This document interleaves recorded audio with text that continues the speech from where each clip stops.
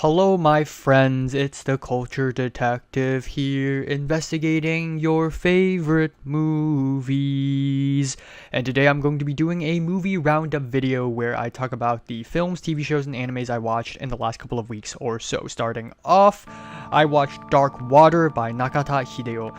And I know October is already over, but it still kind of counts towards my Spooktober Halloween horror movie run. This is basically beat for beat similar to Ring, but once again, it's strong atmosphere, its clever use of flashbacks, and its time jumps, its empathetic characters just really hooked me in. I also love how this is a family melodrama in its core, and that's why it's so damn effective. The ending is incredibly haunting, some scenes actually scared the shit out of me. I love this kind of horror films, strong 8 out of 10. The next day, I lost my wallet, and on my way to the bus stop, I lost my wallet. Why? Well, because I'm taking the bus to the Egyptian theater to watch Jean Diamant 23 Quai du Commerce 1080 Bruxelles by Chantal Akerman. This is my first Akerman film ever, and I am ashamed to say that it took me this long to watch this legendary film.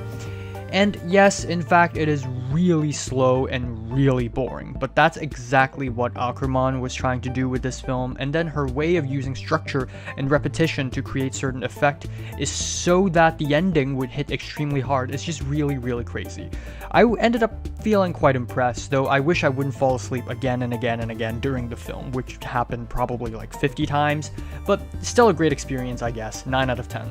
Then the next day, I found my wallet back, and after that, I immediately headed over to the theater at my school to watch Sentimental Value again with Joachim Q&A in person. And this movie got a bit better on the second watch. I feel like I emotionally connected with the characters a lot more. And fun fact, I am not sleep deprived, unlike when I watched it in Cannes. But anyways, Joachim showed up at the very end, right in front of me, and started teaching us how to direct actors. So that was really nice. Thank you, Joachim. Tak. 8 out of 10.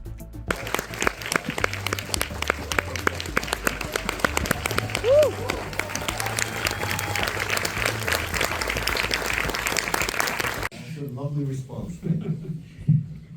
This film is such a beautiful meditation on art and artists, and sort of how, through cinema in this specific case, we're sort of able to...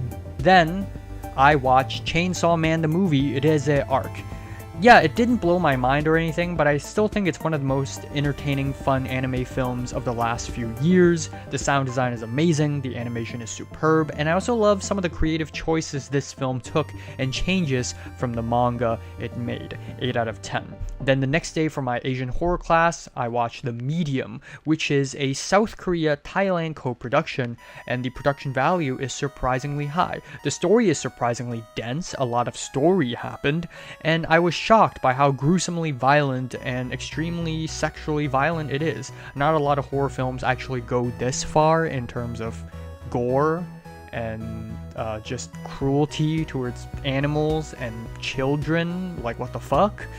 But yeah, there are a lot of flaws in this movie. It's a found footage movie, so it puts into question why is the camera there, and the film doesn't actually really answer that question really well, which ruined the immersion a little bit. Also, it does get kind of repetitive at the end when it's just non-stop jump scares, but still a fun experience. 7 out of 10.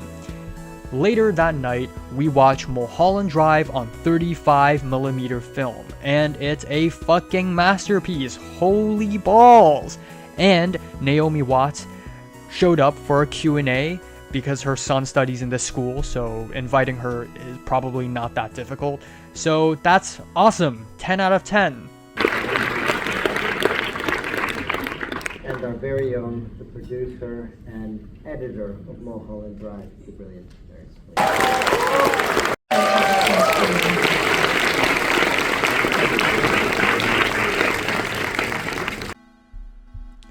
Then, for the screenwriting class, we watched Edge of Tomorrow, and it is only yesterday that I learned that I watched this movie with the son of the DP of this movie in the same class.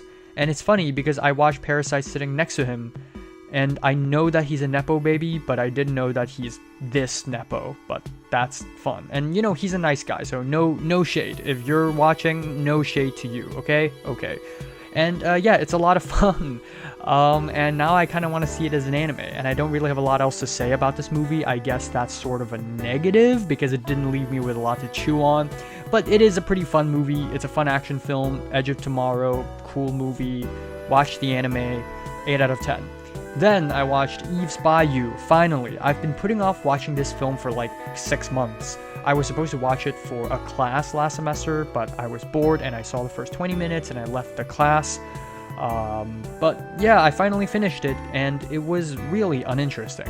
I like the eerie atmosphere of the film. I like the concept of memory distortion. I like the expressionist use of the visual language, but the performances are just too theatrical. The music is awful and it's paced really poorly, unfortunately. 6 out of 10.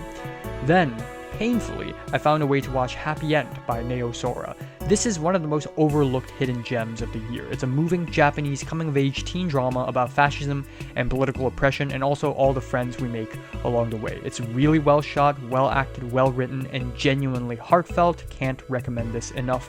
8 out of 10. Then, on my Blu-ray, I watched Dragons Forever, directed by Sammo Hung, and it's a freaking banger! It runs with a whimsical, silly energy. That's mainly because Sammo Hung is a comedic genius. I mean, the story is an ass-kicking, womanizing lawyer, a love-struck idiot, and a neurodivergent science bro team up to con a woman into selling a fish farm just to be caught up with a drug gang? Like, are you serious? It's absurd. And it's awesome. The action is amazing. It has some of the most exhilarating fighting scenes I've seen, and I had a lot of fun. Strong 8 out of 10. Then the next day for my Asian horror class, we watched Satan's Slaves. And I actually haven't seen an Indonesian film made by an Indonesian director, so this is a first time for me, and this is genuinely not bad. It's competently shot and edited, and but also it's just a bag of tricks. It's non-stop jump scares and spooky imagery, and the last act is kind of goofy. It's like Scooby-Doo. But it's also an interesting thing that it's a remake of a 1980s film. So yeah, shout out to Indonesia. Keep going. You're gonna do great. 6 out of 10. Later that night, we watch Inland Empire on a big screen. It's my second time watching it, also on a big screen, and I freaking love it. I tried to convince everyone I know to come to see it, but not a lot of people showed up, but it was still an amazing experience. I felt like I was navigating through a dark maze or falling into an abyss when I watched this film. During the discussion after the film, I compared this film to the end of Evangelion, and the professor agreed with me. It's such a migraine, and I love it. 10 out of 10.